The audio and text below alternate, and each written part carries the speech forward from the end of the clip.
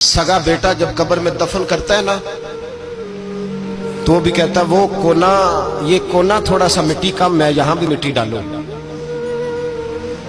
पहले लोग रोजाना जाते हैं, फिर हफ्ते के बाद, फिर महीनों बीत जाते हैं। कुछ कब्रें ऐसी भी हैं जिन पे खड़े हों तो लगता है कब्रें रो रही हैं और कहती हैं जाओ मेरे घर वालों से जाके कहो कोई फेरा ही लगा जाए। वो एक दफा आए तो सही, कोई मट्टी नहीं डालता। बादशाहों की कब्रें रोती हैं, सरमायादारों की कब्रें रोती हैं, कोई जाता नहीं।